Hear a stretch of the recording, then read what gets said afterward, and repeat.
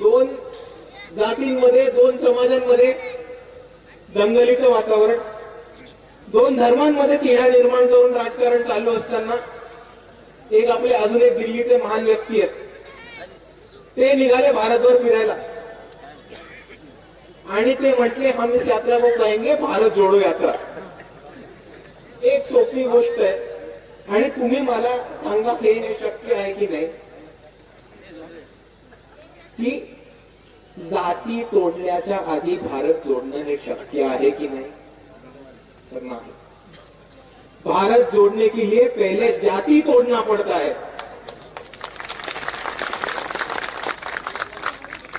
और जाति व्यवस्था तोड़ना है तो उसके लिए अंबेडकरवाद और बाबा साहब को अपनाना पड़ता है.